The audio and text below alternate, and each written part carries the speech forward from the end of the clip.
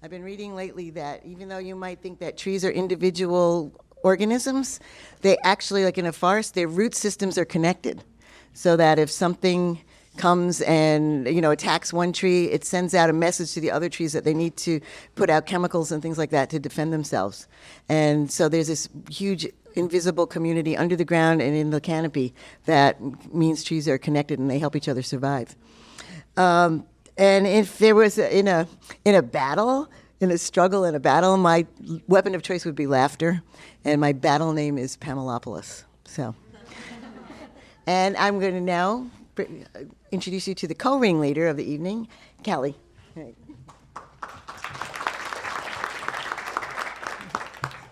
Hi. Oh, this is my first time using a microphone in a very long time. But I'm Kelly Mariska. I am a social worker by day and an improv performer by night. And I work here at the East End Cooperative Ministry. Let's see, who inspires me most absolutely has to be the people that I serve here. It's just the struggles they go through every day, the barriers that they overcome, just to survive every day, to live every day, to get food on the table. I definitely admire all the struggles and the work and everything they go through to just make it in life. If struggle were an animal, it, for me, would be a sloth, the bad depression sloth. And survival would definitely be the octopus. Did you know that the octopus can actually fit itself into like a space the size of a walnut? It can get super, super, it's crazy. If throughout the night, I'm also going to be collecting any papers that you guys want to anonymously also say some of your answers. All right, go on ahead. And if you turn in a paper and we don't get to read it because of time or whatever, we're planning to put these up anonymously on the websites for Storyburg and Public Source, so you can see things there. All right, so the way the evening will work is it's divided into two parts, and we'll start out with music, and we'll have some stories. Then we'll have a break where you can do some responses. If you wish to participate, you can. Then we're going to have an audience activity, and then we'll have the second part of the show, which is some more music and working on the activity, and then storytellers, and then a final wrap up. So first up are our musicians. It's Matthew Petranco, and he's playing the saxophone and the recorder, and Aaron LaWinta on the guitar. So let's give him a round of applause.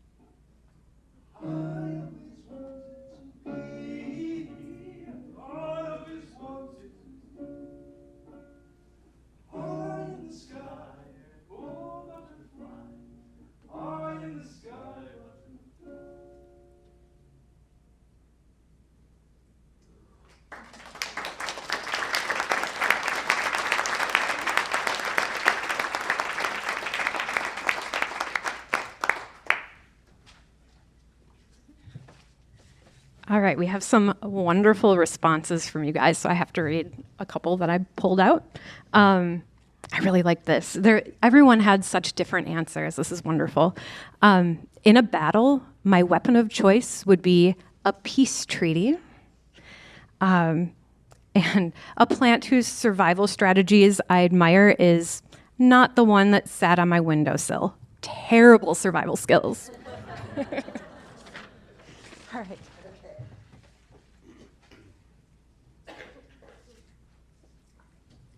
So our first teller this evening is Reverend Kelly Wild, who spends her time doing work, boards, family, having fun with family and friends, just a normal life. A person that has, and too many people have inspired her, there's too many to name, all of the wonderful men and women that have allowed her into their lives to walk beside them in their struggles. If struggle were an animal, it would be a caterpillar. If survival were an animal, it would be a butterfly. In battle, her weapon of choice would be love. Her name would be kindness. And a plant whose survival strategy she admires are the bristlecone pines. Reverend Kelly?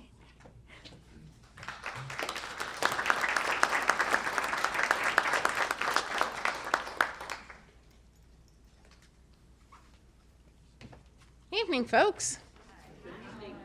How many of you have been to one of these before? Oh, good. So only a few people will know what to expect, and I'm good with the rest of you because I've never done one of these. So I don't know what to expect either. But they convinced me to tell a story about struggle. It was something that they actually had really convinced me to do because I was struggling with me telling a story about struggle because it's one of those, I've had some, but, with the work that I do, I look around the folks that we work with here, and I'm like, yeah, my struggles don't even compare to the struggles of some folks. So I almost felt like I was a fraud to come up here and talk about stories of struggle and survival. And then as we worked through this, there was something that actually became quite clear to me that I think is important by looking around this room, most of us should struggle with. And so I'll get to that and you'll understand what I mean. About 12 years or so ago, I ended up in seminary. Surprised me, like it surprised a lot of people that knew me, but ended up in seminary. And in one of the classes, we read a book called The Bluest Eye by Toni Morrison. Has anybody read that book? Yeah, it was actually somewhat life-changing for me. So for those of you that haven't read the book, let me just give you a little background about it.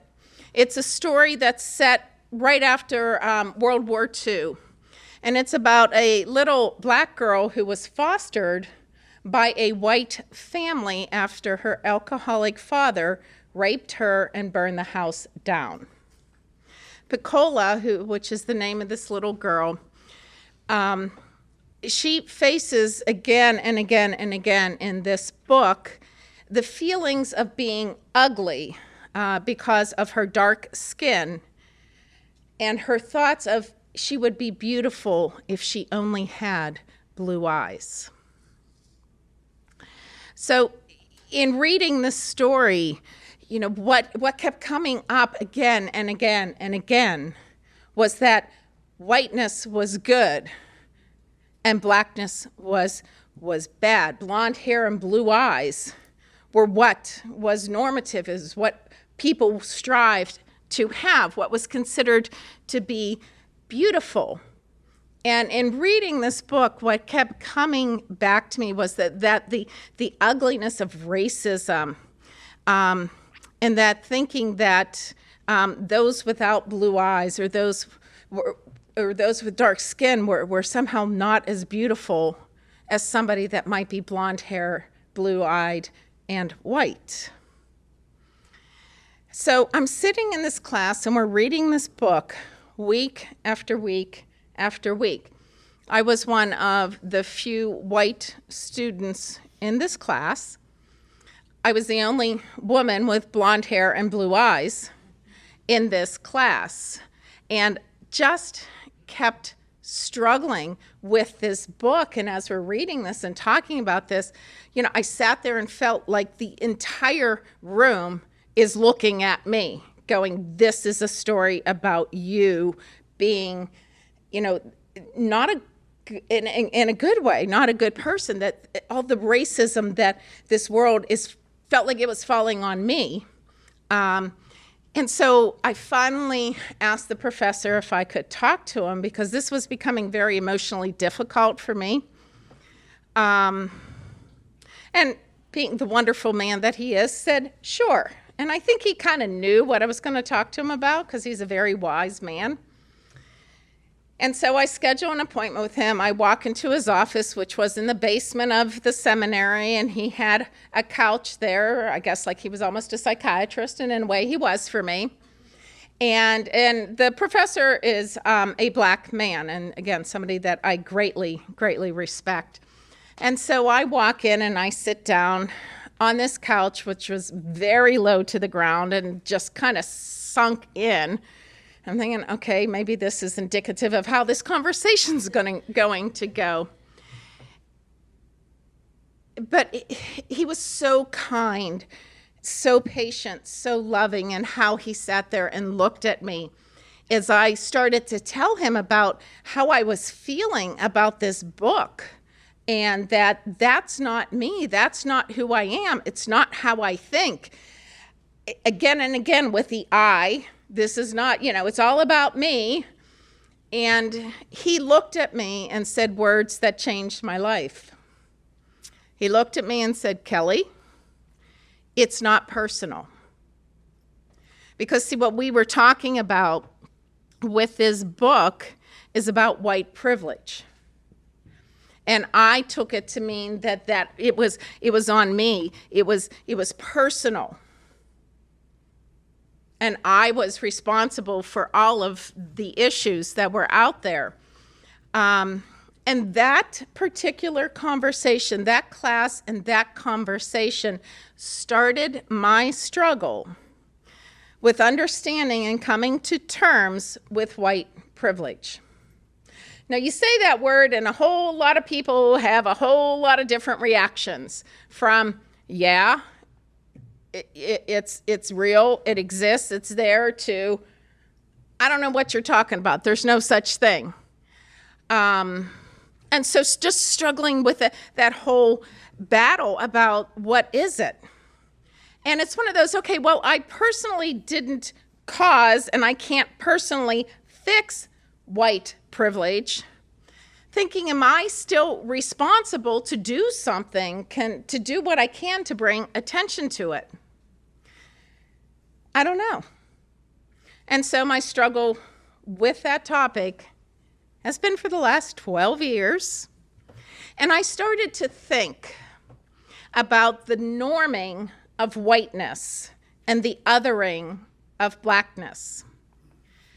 Those of us that are my age or close to my age, mid-50s, give or take 10 years,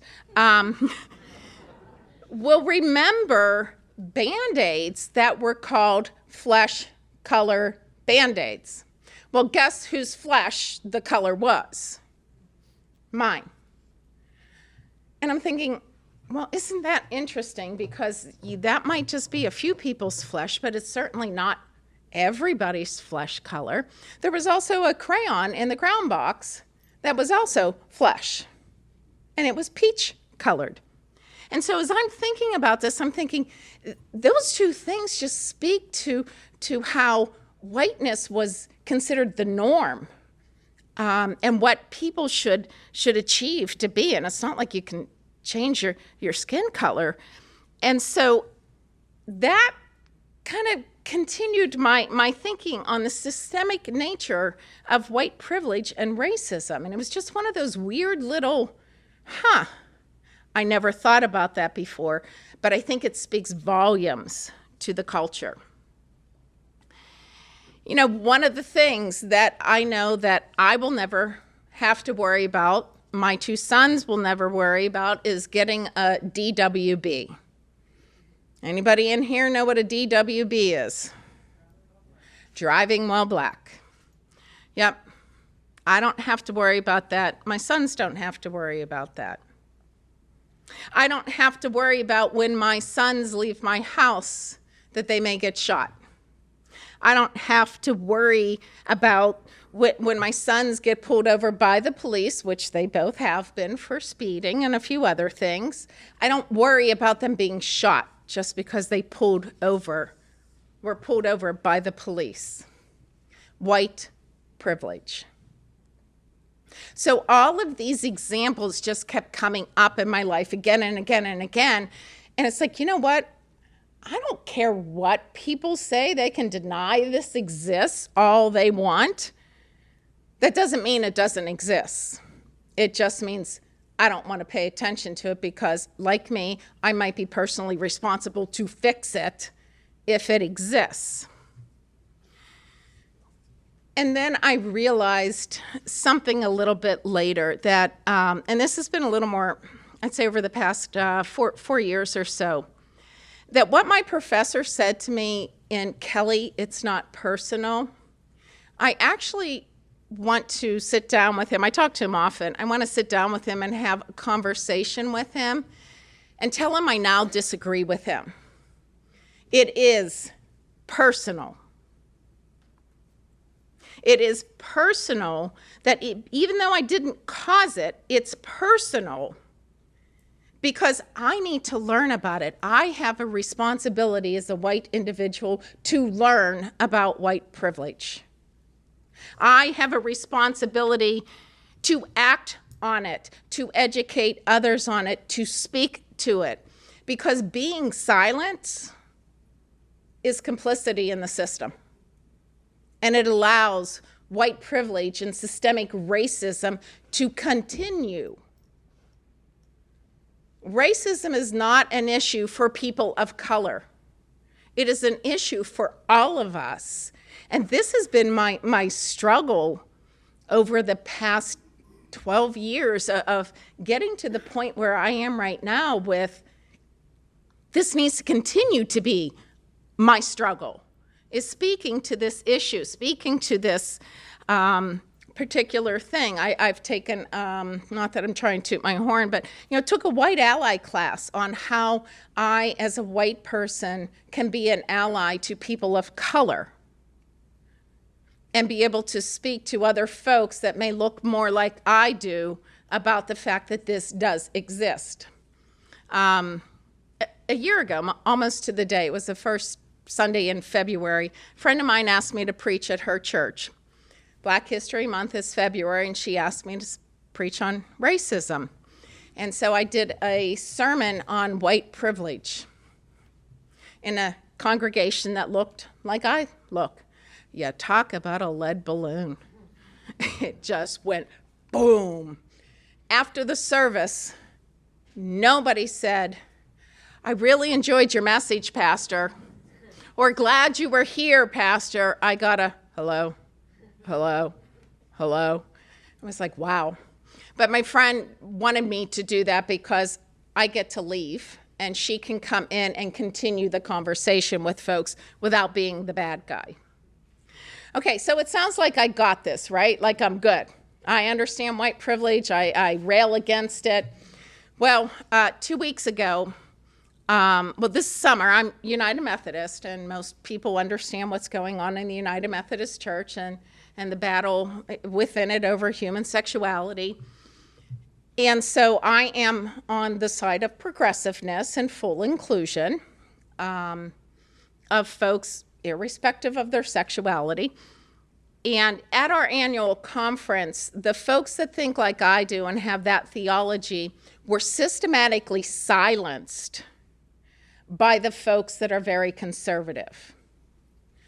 I'm not used to being silenced. In case you couldn't tell, I like to talk. And so I was been really struggling with this since June. I don't even know if I want to stay United Methodist. I don't want to deal with this. I don't want to see the people that did that, because you don't silence people. That's just wrong. Everybody has a right to have their voice heard, whether you agree with them or not. And so struggle with this whole thing.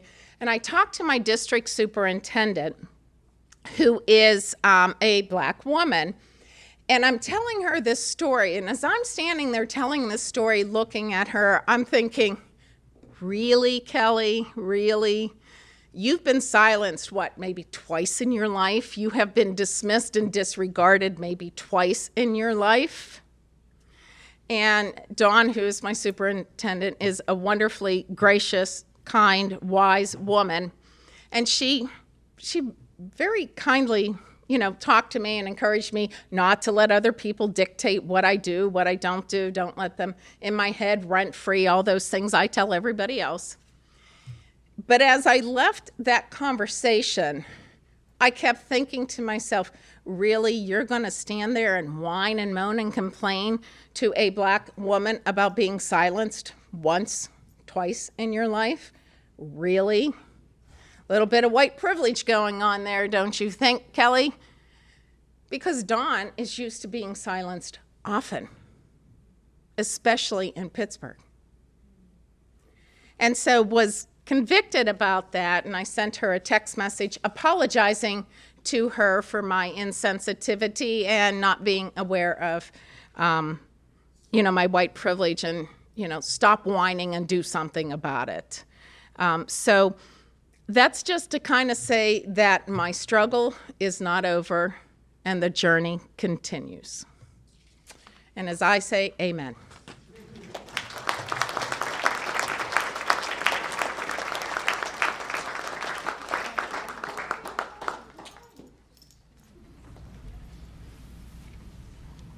This is Vince, by the way. He's our therapy dog here. And he's scared by the music, so. Yeah. That was our little moose handoff. Thank you, Reverend Kelly. So the next couple, a person living or dead whose struggle has touched your life in some way, Dietrich Bonhoeffer. If struggle were an animal, it would be a shelter dog, and if survival were an animal, it would be a feral cat.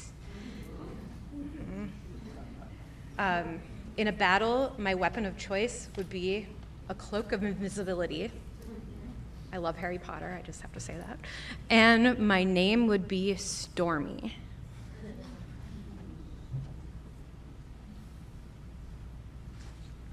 Our next teller is Cass Ballantyne. She spends her time caring for her cats and rabbits, enjoying time with her husband, and singing in the Pittsburgh Compline Choir. And a plant whose struggle, she admires her trees and mushrooms, because she suddenly remembered that they both have amazing sort of community networks under the ground. Yes, they do. Yes, awesome, which she appreciates. All right, so Cass, come on up.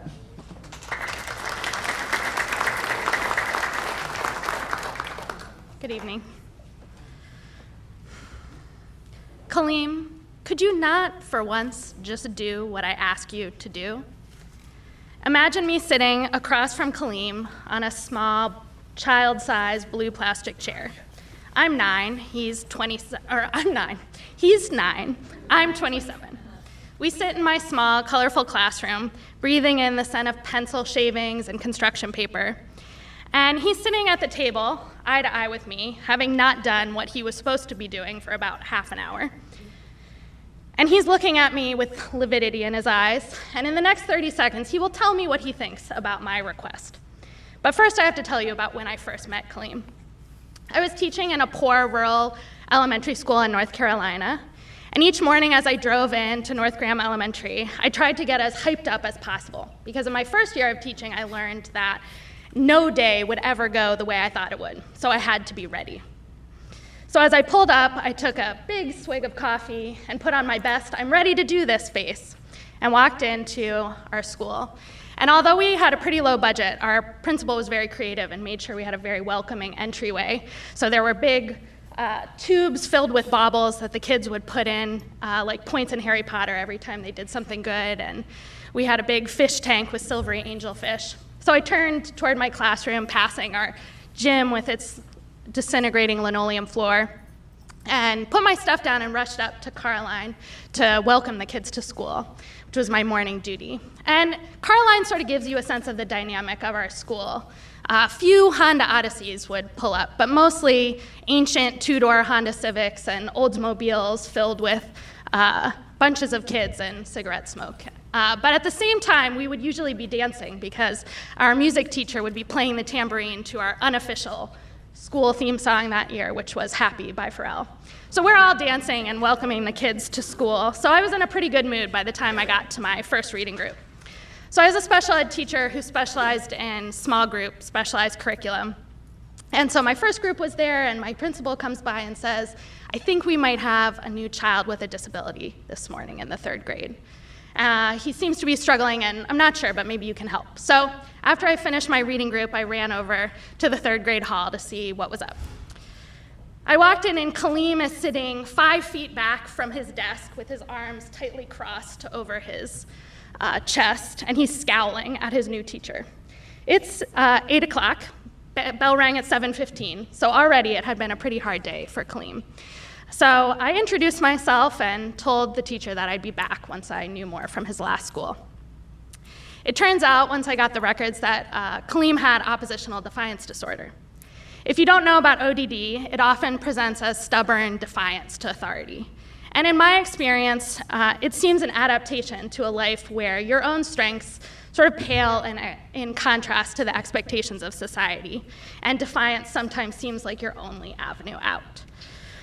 So in my experience, it's also an overused label for Black and brown children whose relationships have fallen apart, and instead of healing them, we blame them.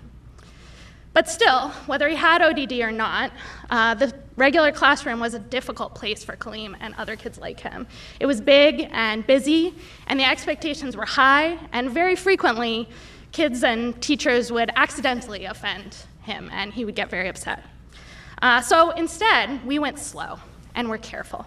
And all the while, I monopolized any moment I had to build relationship with him. And I did my best to make sure he had more days where he left smiling than storming out. 2 months later, though, I was getting to my last nerve. Kaleem had been with me most of the day for about a month because he had been too aggressive in the regular classroom. And on this particular morning, I'm sitting at my circle table in the teacher nook, working with 3rd graders on literacy, and Kaleem sitting at his own desk for a little bit, working on subtraction. And I can feel the anxiety of teachers sort of coming up into me as I'm sitting there listening to the short vowel sounds. I taught in North Carolina the year after the state legislated that any 3rd grader who could not be shown to be proficient on a multiple choice test by the end of the year would fail the 3rd grade, which was a horror for the children that I worked with. And at the same time, we were coping with new Common Core standards, which meant the proficiency requirement had gone way up. And so the odds were stacked against us. And I would often think about this while I was working. And I just say that to say that I had this aura around me sometimes of worry that sometimes was visible to my kids and made it easier for them to push my buttons, especially when they were stressed out too. So anyways, I'm sitting there trying to keep my group focused on reading while the midday holiday of lunch approached. And I sat in my nook, and I could physically see that Kaleem was starting to struggle with his work. In a couple of seconds, he started loudly banging his pencil on the edge of his desk. And normally I would have gone over and checked in with him or given him something different to do or invited him to my group. But for whatever reason, that day, I just wanted him to do his work, to learn what he could and let me finish with my group. And I was thinking, he's struggling. The kids at my table are struggling. I'm struggling. And all I could think was, we're all struggling, Kaleem. Just try to finish the worksheet. And we finished our lesson, and my other students headed back to their homerooms. And I walked over to Kaleem's table, and I sat down next to him, and I said, coming back to the beginning of our story, Kaleem, could you not just for once do what I ask you to do? He looked at me as though I had betrayed him. And in the same moment, shot up out of his chair and flipped his desk over with all his force. As the pencils and papers and books clattered to the floor and his chair landed on its side a few feet behind him, we both just stood in shocked silence. I won't ever know what Kaleem was thinking at that moment, but I imagine it was something like, who is this lady who was supposed to be helping me? And instead, she's ignoring me. Now I'm probably gonna get suspended, and my grandma's gonna be mad again. And all because this lady who was supposed to help me abandoned me. Whatever he was thinking, he didn't move. He didn't escalate, he just stood, probably waiting to see if I was going to call the principal. And meanwhile, I felt a deep sadness and disappointment in myself. And all my frustration with Kaleem shifted back to me. How could I have asked Kaleem to do something to please me? That is not why I became a teacher. And I suddenly realized more deeply than before that despite all my training and my time with kids, I had no idea what I was doing. I had no idea how to go from this point in a way that would help him, to heal the hurt that brought him to that moment, to prevent the likely future that he had as a Black boy with behavioral problems, to teach him how to read at a pace that the state would accept. I felt all the fears that I had about teaching and poverty and racism and depleted school budgets and ridiculous laws come down around me the moment before he flipped that table. And so instead, in that moment, when he was coping with a complex and seemingly insurmountable struggle, I distilled it down, wrongly, to the basic expectation, the contract between adults and children: compliance. So as the last paper floated to the ground, I did the only thing I felt was right. I apologized. Then I asked him if he wanted a hug. He said yes. We stood for a brief moment in my little classroom and shared a short hug that I'll never forget. We both cried a few tears as we picked up the table, the pencils, and the books. And in a few minutes, we just went to lunch. Ultimately, Kaleem didn't make it at North Graham Elementary, at least not in the short term. He became too aggressive in too many situations and needed more support healing his emotional self than our school could provide. He ended up transferring temporarily to the alternative school in our district. And though it was staffed by incredible special educators who I really respected, I was afraid that our failures, my failures, had been a significant stop on his road to what could be for him the school to prison pipeline. And I definitely know I felt like part of the problem, even when I was trying my best. I went to have lunch with Kaleem a few times at the alternative school. I would walk in the basement entrance and down the hall to the sterile, pale yellow lunchroom. And despite the dismal decor, he seemed really happy. He seemed like he was okay there, that he felt safe and successful. He was at the alternative school for more than a year, and I was moving to Pennsylvania before he came back to our school. I don't really know what happened to him after that, but I think of him and pray for him frequently. I had learned through Kaleem and many other experiences at the public school that right now too little caring might be going on in schools. I learned that I hadn't been taught, and maybe couldn't be taught, the skills I needed to help children with so many barriers. So when I had to move away from North Carolina, I sought out social work, a new or maybe not so new way of thinking about things. I admit that I lost touch with Kaleem after I left North Carolina, but I think of him and the handful of students I had like him when I teach and research now as a social worker. Now I try to teach people to resist systems and interventions that make kids and parents want to or actually flip tables. I encourage people to develop a worldview that recognizes the myriad of reasons one might be justified to flip a table. Every time I amplify the voice of a parent or a student who has desperately felt like flipping a table, but usually just soldiers on, I feel like I'm a little closer to the right thing. But sometimes I really wish we could just flip all the tables and start again. And when I feel like that, my mind goes back to that moment with Kaleem, after he flipped his table. I learned in that moment what I know now, which is that although I will never know what I am doing, I have to do something. Thank you.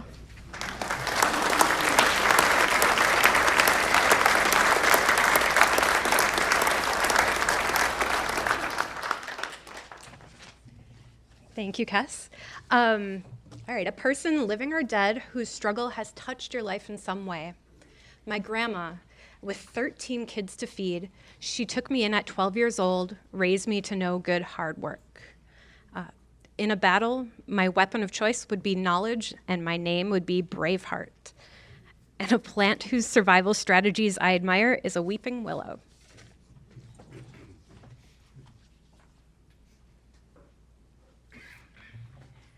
Our next teller is Shar. She spends her time loving her family and her community. And the person who's inspired her was an anonymous woman at a Narcotics Anonymous meeting who inspired and identified with her. If struggle were an animal, it would be a snake. If survival were an animal, it would be an Arctic moth. In battle, her weapon is God. and her battle name is Shar. And she says, "My name is enough. People sing it when they say it." And a plant whose survival strategies she admires are sunflowers. And they lean into the sun, and you can spell that either way with an O or a U, for strength. And they give energy to each other. Shar, come on up.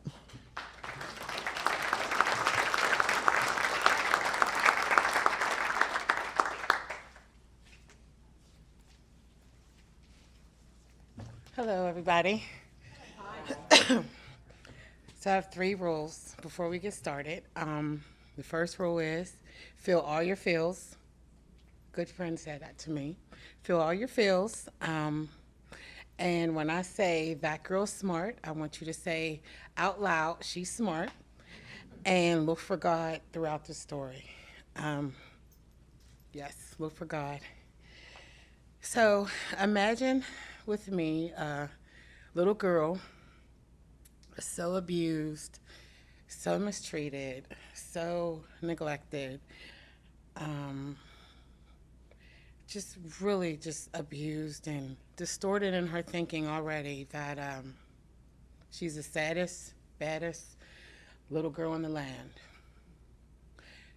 None of the kids want to play with her. None of the parents want their kids playing with her. And she's all alone by herself. There's no place safe for her in her home, in her community. The only safe space is her classroom. Her special ed classroom in Carmel Elementary School. She was in special ed for behavior, not for LD or anything like that, because that girl was smart. She's smart. She had this wonderful teacher named Miss Holly, who saw so much potential in her. Miss Holly saw this girl before she could see herself. Miss Holly saw this girl coming before she can create a plan in her mind to do something wrong. This little girl, she was all over the place in the classroom, stealing stuff, touching stuff, just doing all kinds of stuff. And Miss Holly, you know, she saw so much potential in her. She knew that girl was smart. She's smart. So Miss Holly introduced SRAs to this little girl. SRAs are boxes of phonics and stories and just reading comprehension. And in the boxes, there were files of phonics and stories and stuff like that. And each file was color coded. So this girl knew that each color she went up to, that she was smart. That girl knew she was smart. She's smart. So, you know, Miss Holly knew that if she sat this girl down with these SRAs, it would kill 2 birds with 1 stone. It would keep her focused, keep her sitting in one seat, and it would just bring all this goodness out of her. And the little girl loved the stories because she was already like a plotter and a planner and thinking and scheming all the time. So reading stories was an amazing thing for her. It was a new world for her. She would discover all these worlds in these stories. So she would blow through these SRAs, and each color, she knew that she was smart, and everybody else knew that girl was smart. She's smart. And so every day, every week, every month, year after year, this girl blew through these SRAs and went through each color, all the boxes, and Miss Holly would have all these boxes out on the file cabinets, and it created so much autonomy in this girl, because she would just get up and get her files out the box and do the work and all, you know, she would it just opened up her mind. By the time this girl was in the 5th grade, she had to take a test to determine how smart she was. And so she scored a 12.9, which meant 12th grade, 9th month. She was in a college reading level by the time she was in the 5th grade. That girl was smart. She's smart. Yes. And so life happened because her parents were addicts, and so they moved around a lot. So by the time she was in middle school, she struggled with addiction, and she fought a lot. And she was always that girl, you know, who didn't have any friends because she was always new. And by the time she was in high school, it was the same story. addiction and dereliction took over her life, and all these other issues took over her life, but nothing kept her down because every school she went to, everything she went through, she always made straight A's. Nothing kept her down because that girl was smart. And she knew she was. Her world started to open, her mind started to open despite all the things in her life. And she loved education. Miss Holly sparked something so wonderful in her. Seeds planted in her. She knew she was going to have a future. So by the time she was in the 10th grade, she had to sign out of high school. She decided to sign out of high school and went to Job Corps. Blew through Job Corps in 10 months. She earned her nurse's aide degree, home health aide degree, and her GED. That girl was smart.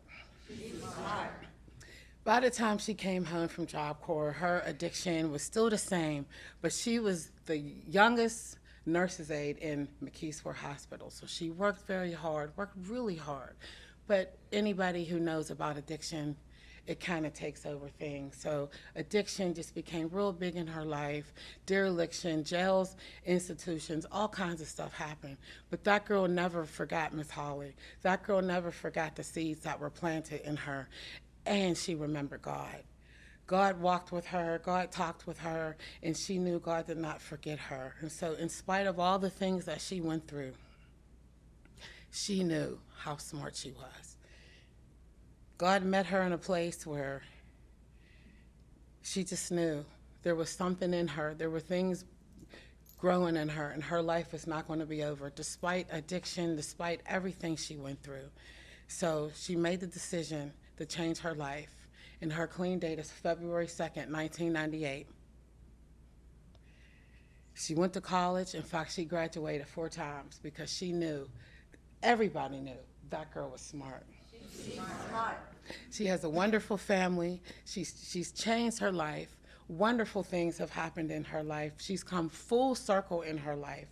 All the exploitation she went through, the addiction, the dereliction, the trafficking she was caught in, she actually founded an organization that provides aftercare for female victims of exploitation and trafficking. That little girl was me.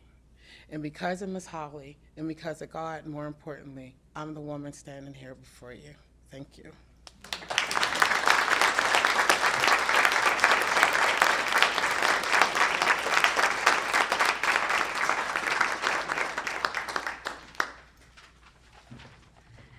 All right.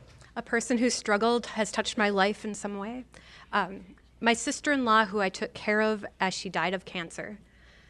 If struggle were an animal, it would be a howling beagle. If survival were an animal, it would be, well, since humans threaten the survival of all animals, including themselves, this person can't answer that question. In battle, my weapon of choice would be outstretched open hands.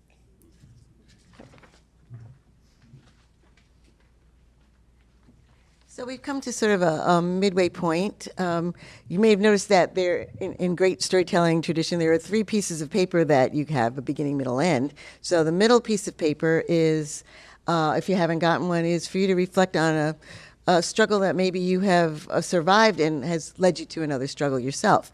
So during this break that we're taking, be 10, 15 minutes, there's pencils, you could fill those out. And when we come back, we'll have a musical selection, and then we'll give you a chance to talk with your neighbors about what you write down, or just to think about it yourself if you don't want to talk to anybody. We will not make people talk. But so take a break and avail yourself of the refreshments, fill out the form, and then we'll regroup in a little bit.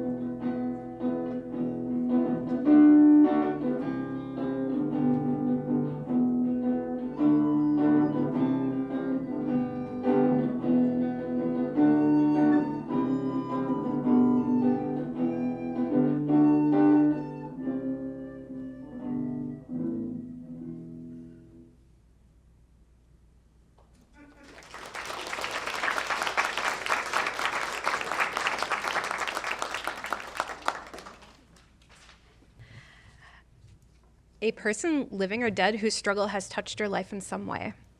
Shemaya Trill Smith, my best friend, who just lost her battle with ovarian cancer.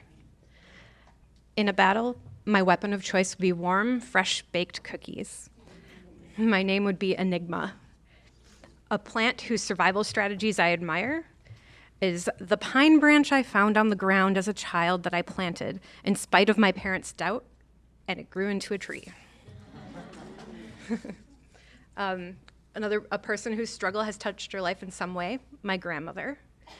If struggle were an animal, it would be a lemur with a jumping problem. If survival were an animal, it would be an armadillo. In a battle, my weapon of choice would be a lightsaber, and my name would be empathy.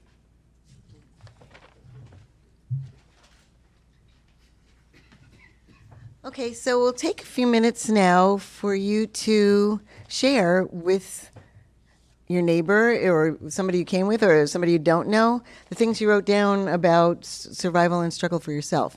And I think it's sort of based off on the Whitman quote, which is that whatever struggle is, whatever activity you is brought to fruition, that means a greater struggle necessary. It means that we're on this ongoing journey, adventure, pick your metaphor, and it doesn't stop. It just keeps going, which is a good thing. So we'll give you a few minutes to share, and if you don't and you just want to sit quietly and think, that's good too, because it's up to you. All right. So take a few, and then we'll commence. We'll have 2 more storytellers after that. Ask you maybe to think of that as we go on. But we're going to continue on with the program, so we have some more. All right, I have a bunch, so I'll do this a little differently. If struggle were an animal, it would be a chameleon, and the other person said a panda bear. If survival were an animal, it would be a cheetah or a brown bear. In battle, my weapon of choice would be water, and in battle, my weapon of choice would be a hair tie. A plant whose survival strategies I admire is a sequoia and a dandelion.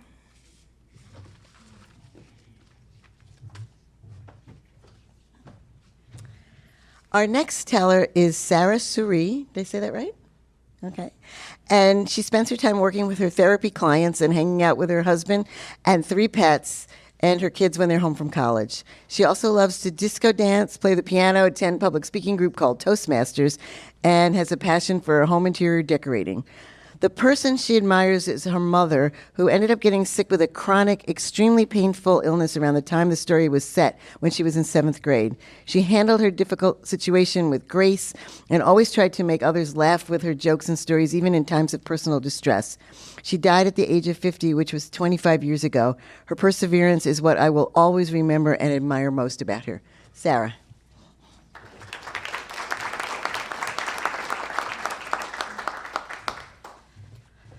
Good evening, everybody.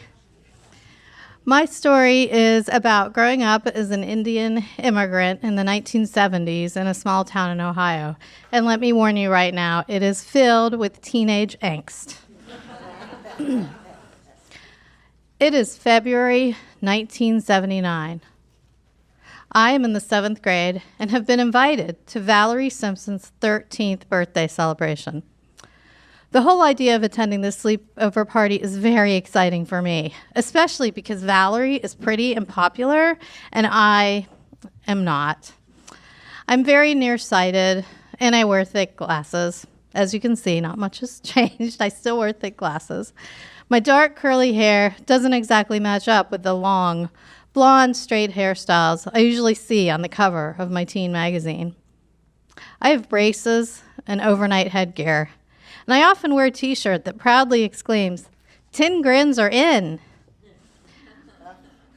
I am the only Indian student in my school, other than my 2 siblings, and I don't like being so different from everybody else. My family has immigrated to the United States from India just a few years ago. All I want is to fit in, but I struggle to make friends. So, Being included on the birthday party guest list of one of the coolest girls in school is a huge deal for me. There are 2 weeks between the time I get the invitation and the actual date of the party. I spend those 2 weeks obsessing about what I will wear to this party. I decide on my long sleeve Michael Jackson shirt, because Val and I both adore MJ, with my Jordache brand bell-bottom blue jeans that should be worn in just enough in time for the party. And my new suede earth shoes will complete my ensemble perfectly. The weekend before the party, I go shopping with my dad, and we head straight for the Sears record section, my favorite part of the mall. There, I pick out my birthday present to Valerie, the latest Michael Jackson album, of course, which I know that Val wants. Yes, sir, this sleepover party is going to be an amazing night for me, and possibly my one opportunity to get in with that in crowd. My family lives in a small, hilly town in southeastern Ohio, the type of community in which most people leave their doors unlocked, and even young children often walk to school by themselves. My mom doesn't have her driver's license yet, so my dad will be the one driving me across town to Val's house for the evening. However, I am worried that my dad might walk me to the front door and embarrass me in front of Val and her friends by speaking English in his Indian accent. So, I come up with a brilliant plan which will avoid the possibility of my dad speaking to Val or her friends at Val's front door. When it's time to leave for the party, I tell my dad, "You can just drop me off at the Bailey's twins' house. They live really close to Val's house." I know that the Baileys are also invited to this party, so I figure I'll just stop at their house first and walk over to Val's with them. Now, I'm not exactly sure which house is Val's, but I am certain that she lives on the same street as the Baileys. I don't tell anyone my plan ahead of time, and I only bring up this idea of getting dropped at the Bailey's house after my dad get into the car, because I know my mother would never approve of this idea. It is early evening and still light out when my father and I arrive at our destination. I can tell that my dad isn't very comfortable with dropping me off in front of the Bailey's house, so I assure him I'll be fine. Okay, it is snowy and freezing cold outside, but the sun has not set yet. We can see lights on inside the Bailey's house. I'll just knock on the door, the Bailey's parents will answer, and I can walk to Val's house with the Bailey twins. Then I will be on my way to Val's party and hopefully to being part of the popular group for the rest of my life. What could possibly go wrong? I insist that my dad should drive away before I walk up the steps to the Bailey's front door. After all, I have just turned 13 years old and have no need for adult supervision. I feel a keen sense of newfound independence as I wave goodbye to my father. I watch eagerly as the taillights of our blue station wagon with fake wood paneling slowly disappear down the streets. I am so relieved that my dad will not be embarrassing me with his Indian accent on my very important and life-changing night. So far, my perfect plan is working perfectly. I walk up the steps to the Bailey's front door and ring the doorbell a couple of times, but nobody answers right away. I assume they must be in the back part of the house, so I wait a few minutes and try the doorbell again, several times. Then I realize something I hadn't even thought of until just now. The Bailey's parents are not home, and the twins must have already left for Val's party. I stand on the front porch for a while, hoping that somehow the Bailey's parents forgot something and will return soon and they'll help me. Finally, I give up and I turn around to face the street. I notice that the sun is slowly starting to set, and the daylight I had counted on is quickly dwindling. I know I have to move on to Plan B. The only problem is that I don't have a Plan B. As I trudge back down the steps to the sidewalk, I suddenly remember a minor detail that had somehow slipped my mind when I originally planned this evening. The Bailey twins do live near Valerie, but their house isn't on the same street as her house. Val lives up the hill on the street directly above the twin street. The only way to get to Val's house, or even Val's street, from where I'm standing, is to climb up through a tall, steep, dark cemetery up to Val's street. Of course, I'm afraid to walk through the graveyard alone, but I don't have much of a choice at this point. How bad can it be? I start trekking up the hill, but I run into one problem right away: my earth shoes. I chose to wear them tonight more for form than function. They don't have good traction, and they keep slipping on the ice and snow. At one point, I lose my footing entirely, fall to my knees, and drop the trash bag which holds my sleeping bag and Val's new Michael Jackson album. It glides back down the hill a few feet and lands with a thud on a large gravestone. The thought that I have possibly cracked the new Michael Jackson album that was going to help me get in with the in crowd is perhaps the worst moment of the evening for me. I retrieve the bag. I take a moment to acknowledge that this might very well be the night I will meet my maker. The cemetery is now almost pitch black. I am fairly confident that there are murderers hiding behind all the gravestones, just waiting for the right moment to get me.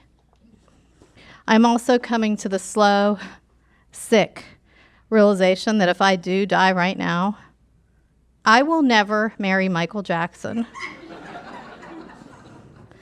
I am absolutely terrified.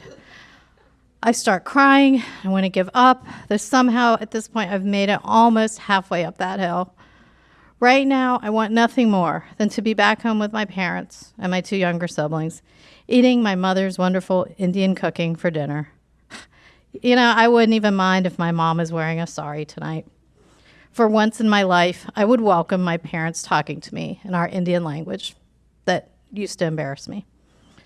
But the reality is that I'm stuck by myself in a dark graveyard on the other side of town from my house with limited options and no food.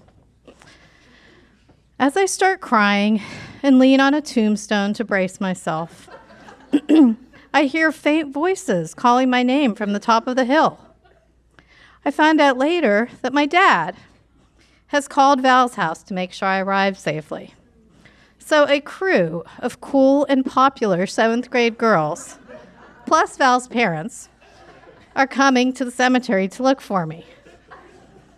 I realize now that my self-created nightmare is far more embarrassing than anything my dad would have said in his Indian accent at Valerie's front door. With a huge lump in my throat, I yell back weakly to the teen search and rescue party a few times so they will know approximately where to locate me in the cemetery. Val and a couple of her friends make their way carefully down the hill to find me. They take items out of my bag to help me carry my load.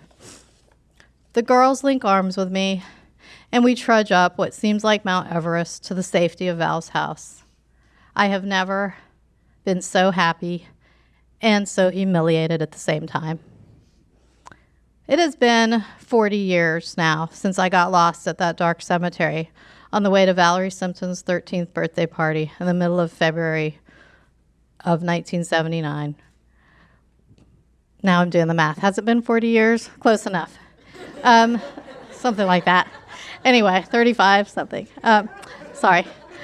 We all had a great time at the party, and I remember staying up all night eating pizza, talking, and dancing to those Michael Jackson songs. Valerie was thrilled with her new MJ album, which somehow did survive the journey, by the way. Val and her friends were very nice and welcoming to me that evening, but I never did become part of the in crowd. As much as 7th grade girls are known for being dramatic, I think maybe I brought a little too much drama to Val's 13th birthday party sleepover. Looking back, I am glad it was still the 1970s when I got lost in that cemetery on the way to her sleepover, because the Michael Jackson video Thriller had not come out yet.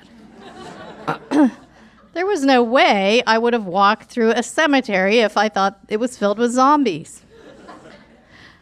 But then again, I think I would have done just about anything to get into that in crowd. Thank you.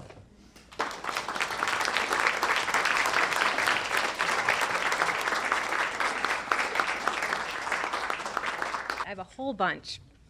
A person whose struggle has touched your life in some way, Robin Williams. In a battle, my weapon of choice would be a pause button or slow motion. And a plant whose survival strategies I admire, a tumbleweed, blows wherever the wind takes it without needing anything. A person whose struggle has touched your life in some way, Flannery O'Connor. In a battle, my weapon of choice would be light, and a plant whose survival strategy I admire is a cactus. A person whose struggle has touched your life in some way, my grandma and my mom. In battle, my weapon of choice would be prayer, and my name would be peace. And if struggle were an animal, it would be a starfish when they try to open a shellfish. If survival were to be an animal, it would be a three-legged dog who keeps trying to get up and walk and live life. And in a battle, my name would be Don Quixote, because I have seen that the impossible is possible.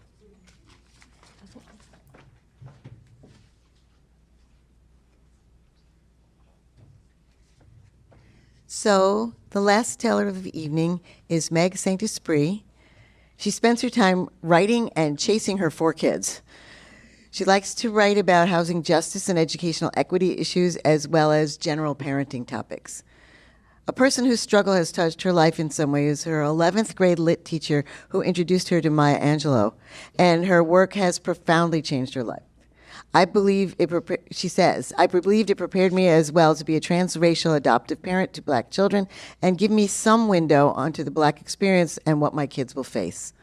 If struggle were an animal, it would be an opossum. They are not glamorous, not well-loved, but tough. And one sitting out my front doormat scared the crap out of me a few weeks ago, but I respected his gumption. In a battle, my weapon of choice would be, I have no idea. I hate battles, except with words. My name would be, I would just be me, Meg. It's taken me a long time to be okay with me, so I would stick with it. A plant whose survival strategies I admire is the spider plant. I've been trying to kill one for a very long time, and it just won't give up. Meg?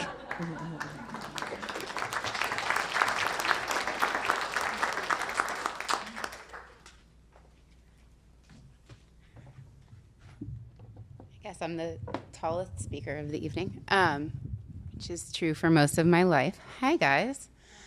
Thanks for sticking with me to the end. I'm excited to be here. And as Pam said, I have 4 kids. The oldest is 8. I have 6-year-old twins and a 1.5-year-old. So my story kind of opens with that. Every parent has that moment when they realize their kids have grown a little. You can't actually see them growing, but then all of a sudden something doesn't fit. It won't zipper. You can't quite get it on. With 4 kids, we have these moments pretty much weekly. Most recently, I realized that our youngest, the 1.5-year-old, was straining the confines of her fleece footy pajamas. She couldn't quite straighten her leg, and that's how you know it's time to move on. So we live in a 100-some-year-old drafty Pittsburgh house. We call it the Pittsburgh Special, that American Foursquare. And also, as the 4th child, she pretty much lives in her pajamas as we race around taking her 3 big siblings to everything. So these are not just a fashion item, they're a necessity. Now, I could have gone to the thrift store. I'm a really good thrifter, and I live in Bellevue, and we have the Red, White, and Blue, which is the best thrift store in existence. I could have gone to Target. We live on a tight budget, but we could have made it work. Instead, though, I turned to our neighborhood Buy Nothing group. I'm going to back it up here a bit and explain how this came to be. 5 years ago, we uprooted our family, which at the time there was 5 of us, from our rural Beaver County home and moved to Bellevue. We didn't know anyone at all in Bellevue, and I actually picked it based on a mom I had never met in an internet group who also was a transracial adoptive family. She's now a good friend. We knew that we could not raise our multiracial family in the stark homogenous whiteness we were living in rural Beaver County. We moved to a new community knowing not a soul. We had twin 1-year-olds and a 3-year-old, and it was incredibly isolating. It was also the middle of winter. I'm extroverted to a fault, as my husband likes to say, but there can be a loneliness in being able to chat with any person that crosses your path. I've been known to say that I have connections that are a mile wide but an inch deep. And despite the short distance of our move, I lost a lot of connections. I lost having my mom a mile down the road. I lost my church, and I lost the friends who swore they would drive down to the big city but never came to visit. I don't regret anything about our move. We are exactly where we're supposed to be, and I've made some of the most amazing friends in my entire life since we moved, but it was hard. I struggled with this lack of community. How do we create community where it doesn't exist? We bemoan, as a generation, the loss of the village. But here I was, looking at porches filled with strollers, backyards covered with Tonka trucks, people walking dogs and sitting on benches. There was a village all around me, but I didn't know how to access it. Like a true millennial, just barely, I'm an elder millennial, I turned to social media. Like the extrovert on steroids that I am, I decided I needed to find my people. And so I would just start a mom's group. Alongside another young mom that I had met, we created a hyper-local moms group for Bellevue and Avalon. And we also launched a North Boroughs branch of the Buy Nothing Project. The Buy Nothing Project is a national organization. It is basically a hyper-local gift-giving economy where people give freely of what they have and ask for what they need. We were just the catalyst, though. These groups exploded because it turns out everyone is dying for community. It just looks different than it used to. I am fiercely independent and self-sufficient by nature, and it took a lot for me to make myself vulnerable enough to actually connect with my community. I can host every play date, speak at every event, but actually letting people in is a lot of work for me. To acknowledge that I was drowning at home with 3 kids under 3, that I was disconnected and disengaged, and that I didn't have it figured out was hard for me. Slowly, though, I watched community develop around me to the point where I now feel absolutely certain that my community has my back. So back to those jammies. I posted my need. I didn't need a ton of them, maybe just 7 pairs. Enough for a week, enough to procrastinate on laundry. It feels so vulnerable, right? Asking for something you need. There are families that have less than us. There's families that need more than us and struggle way more than us. But that's not solely what community is about. It's about leaning on one another, is what I have been learning. It's so much bigger than the item you're asking for. No one had all the pajamas I needed, but multiple people could spare 1 or 2 pairs. One neighbor told me she had just gone to Target and bought a 2-pack, and she'd give me one of them. So now each of our girls has matching llama llama pajamas. That gesture solidified for me just how entrenched I am in this village. None of us had a plethora, but we were able to make sure that everybody had just enough. A little thing that had a big impact for me. When I zip her into those jammies as glorious, glorious bedtime approaches, I feel connection. That fragile thing we as humans are seeking is solidified in that small act of love. Our community is really good at meeting big needs, whether there's a house fire, a fundraiser, a festival, or an event. We can pack a spaghetti dinner to capacity or cheer on an elementary school Halloween parade like it's Macy's quality. I think a lot of communities are really good at those things, those big things that call us all together. And I appreciate those things. They make it a great place to live. But the small, unassuming acts, they hit me so much harder. Allowing someone into my struggle for vulnerability and connection and allowing them to meet a need that I have is just truly one of the biggest hurdles I've had to overcome in my life. But the beauty that's come from it has absolutely changed me as a person. I've also really learned that there is so much love in being able to meet a need. A few months ago, another neighbor's mom passed away unexpectedly. She's the same age as me, and her mom is the same age as mine. It just felt raw and uncomfortable and painful. I'm not good with that. I say daily that I couldn't live without my mom's help. And I mean, I literally could not live without my mom's help. She comes and bails me out many days when I'm drowning in children. It's not my strong suit to be vulnerable for a friend that is navigating something that's one of my worst fears. And as I've said, vulnerability is the area where I will forever resist, which is, of course, why I volunteered to come talk tonight, work on that. I never know what to say or what to do when someone is in extreme pain. It's just for me, I have a therapy degree. I have got up and talked about a million things in front of a million groups of people, but someone in extreme pain who I love is very hard for me to deal with. I offered that pat and hollow sounding, let me know how I can help, but I really had no tangible picture of what that would look like. It was just platitudes, it felt like. My neighbor, though, she has been living in and creating the same sense of community that I've been learning to trust. So my seemingly pat offer actually had meaning to her. She asked me to go to a florist and buy one Gerber daisy for each grandchild so that they could lay them on her mother's coffin at burial. The task in itself did not take me long. In walkable Bellevue, I was able to pop the baby in the stroller, go down to a florist, and ask for what I needed in less than a half hour. Walking back home with those Gerber daisies carefully wrapped in the bottom of the stroller, trying to navigate our crumbling, chewed-up sidewalks, I felt so connected through this minor act. The emotional weight of it hit me heavily. It feels so affirming to be needed and trusted in the mundane, painful details of someone's loss. I'm not sure that my friend actually gave it much thought. She had a task she didn't have time for. She might just not have had the emotional energy for it. So she asked, and I did it. But I thought about it for weeks. What it had looked like when I finally let my guard down, let people in, and allowed others to let me in also. There is so much struggle and injustice in the world that it literally overwhelms me. I realize I've led a pretty charmed life due to so many factors: generational wealth, class, and race. There's struggle I can't even begin to comprehend how people have survived. As a writer and journalist, I've had the immense privilege of helping others to tell those stories, whether it be the stories of refugees fighting for survival, a mother struggling with cancer through her pregnancy, a child with special needs. The common theme, though, in all of those stories for me is people seeking safety and authentic connection. That struggle for community that is within all of us. When they finally find that safe, authentic community connection, that's where you really see people thrive. And that's where I saw myself thrive too when I actually did the work to get there. So, thank you.